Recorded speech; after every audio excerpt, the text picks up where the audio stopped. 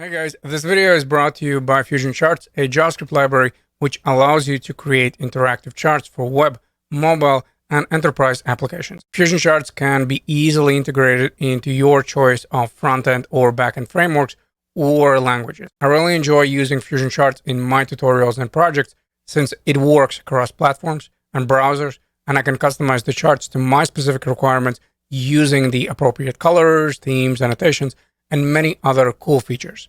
To learn how you can use Fusion Charts in your next project, head on over to fusioncharts.com. What's up, everybody, and welcome to another JavaScript Nuggets video where we cover nifty JavaScript topics that will come in handy when working on various JavaScript apps. And today we're going to talk about filter and find methods that we can use on arrays. As a side note, if you're not familiar how array methods that take in callback functions work, so think methods like map, filter, for each, reduce, I would suggest watching the map method video first. It is available in the playlist since we spend more time on the general idea of the use of callback functions in array methods. So filter and find.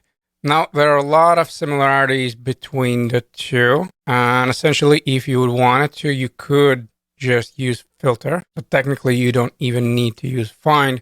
However, there are some use cases where it's a bit more beneficial to use find, and of course we'll talk about them. Now, as far as filter, it returns a new array just like map method, but unlike map, we essentially can manipulate the size of the new array, because remember, with map we always had the same size for the new array as the original. However, with filter, we are returning items based on condition. So, for example, if I have 10 items and only 5 items match that condition, then of course my new array will be those 5 items. If none of them match, then I'll have empty array, and then if all of them match, then of course I'll still have that original array. And I'll start with the filter, and then once we understand the general idea, you'll see how they are very similar. So there are just a few gotchas about the find. And the way we work with filter, again, we would need to come up with new array. So we go with const, and then, for example, I'm looking for young people. I have the array of people. All of them have age, position, and all that. And I'm just checking for people that are less than 25. So less or equal than 25. So I'm creating a new array. So I say young people, and that is equal to a people. So my original array, and then filter.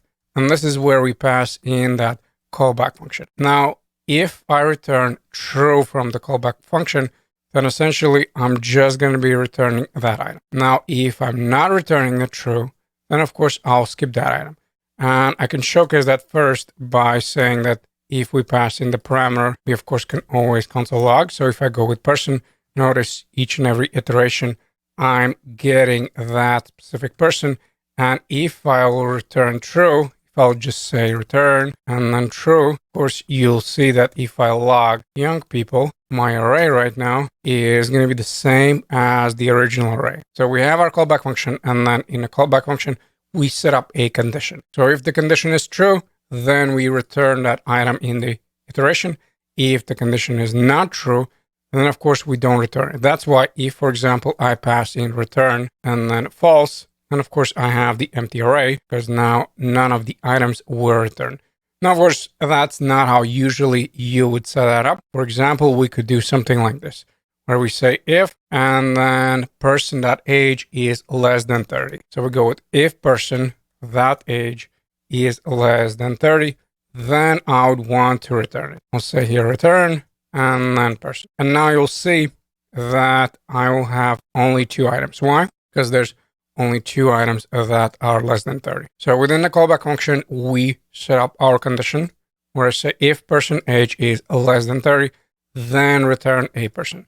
But of course, we can set up a shortcut as well. So in this case, I'll just comment out for your reference, and in the next line, I'll just say return, and then person.age is less than 30. Please understand that it is the same thing. Because again, in here, we're just setting up a condition, and I'm returning either false or true. And then if, of course, the condition is true, then we're returning the item. So, of course, in this case, that's the first 2.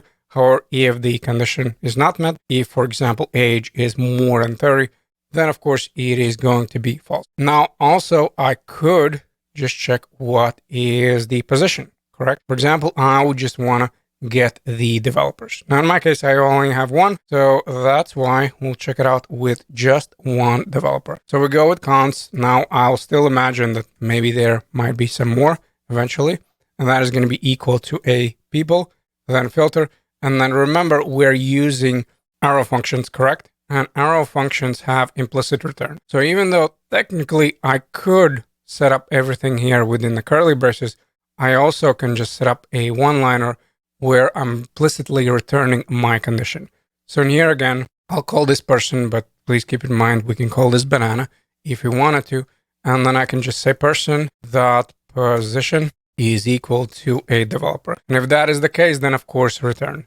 So if we'll go with console log, and then if we take a look at developers, now we only have one. Why? Well, because only one item in my list match the position. Also, as a quick side note, yes, I'm using here objects in the array. Just keep in mind that if you don't have objects, for example, if you just have strings, then the only difference is that you're not checking for that object. You just still set up that particular parameter, whatever name you would want, and then you just say whether that item is equal to developer. So I'm trying to say is, imagine a scenario where you have the array with just strings. So instead of going person dot, because of course now we're checking in the object, you would be just checking for that item. So you'd say if that parameter is equal to whatever you're looking for. Now let's also take a look at what happens if we have no match. And we kind of covered this at the very, very beginning, where we just went with true or false, or let's also try to do that with our example as well. So I'm going to go with const, and then I'll look for senior devs. And I can kind of see that I don't have any, but still let's try it out. We're going to go with people, then filter, then again our callback function. And then I'm going for the person, and then in here I'll say person and that position. And you know what? In order to make this a bit more interesting, let me just replace person with item, just so you can see that, of course, we can use whatever parameter name we would want. So I'm going to go with item position, and that is equal to my senior and then a dev. And we already probably know that we're just going to get a empty array. So if we go with senior and then devs, we'll see that we have empty array. Why? Well, because no position match the senior dev. That's why we have the empty array. So if none of the items match, then you just get the empty array. Now, find works in a similar way where, again, we iterate over our array. However, it returns a single instance. That single instance is an object. It returns a first match. And if no match, then it is undefined. All right. So let's start working on that. And I'm going to go with Peter. So I'm going to be looking for the Peter. So go with const Peter is equal to a people, then find. Now, if you want, you can console log the person. You'll see that we're still iterating. But in this case, I'm just going to say person name. And if that is equal to a Peter. And now if I'll console log, you'll notice that I just have this one object. So I just have the item. So let me be a bit more specific, where essentially you're just going to get that particular item. And in this case, that is a object. So for example, let me quickly set up, I don't know, fruits. And I'll say here, orange, orange, and then pear, and then, I don't know, lemon. And if we'll try to find the item, so let's go with a next line, where we say const and then fruit, and that is equal to fruits, and then find, and then we set up our callback function, correct? And in here we're looking for fruit, and now I'm just checking whether the fruit is equal to, I don't know, lemon. Let's go with lemon.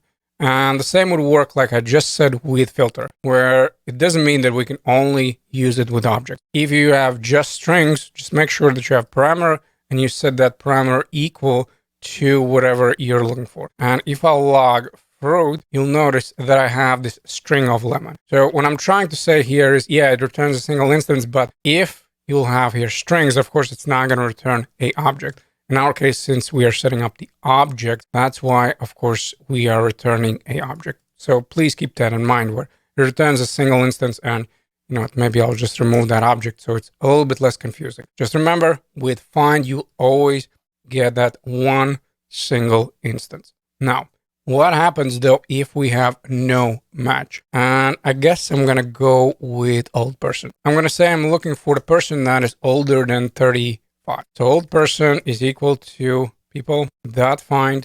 Then we go with person, and then we'll say person dot age is bigger than 35. Now, do we have any people that are older than 35? Well, the answer is no. We have 20, 25, and 30, and 35. So what do you think is going to be the result of our old person? Now let's check it out. Of course, it is undefined. So that is going to be different, where with filter, you'll always at least get this empty array. With find, you will get undefined if nothing matches your condition. And now, of course, let's set it up how we have multiple matches, and then let's see which match are we getting first. So I'm going to go with const, and I'll name this a random person, and that is equal again to people. Then we're using find, and then we'll pass in our callback function person, and I'm looking for person dot age is less than 35. Now in this case, of course, I have multiple instances. I have 20, 25, and 30. So let's see which one I'm getting back as my result when we talk about find.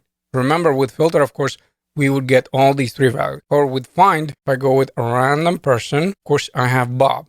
Why? Well, because Bob is the first. So always keep that in mind, that with find, you'll get that first instance. Now, of course, it's nice to use find when you have unique values, because then, of course, you won't run into that issue. For example, usually from APIs, the IDs are unique. So it's very nifty to use find in that case. And also the last thing, I would want to showcase how both of them are similar. So technically, if you wanted to, you could use filter as well, but you just need to keep in mind that there's going to be some differences how you can access those values. So remember, when we were setting up the Peter, this was my value, correct? Now, what if I would want to console log the position from the Peter? Well, I would simply say log and then Peter and then position, right?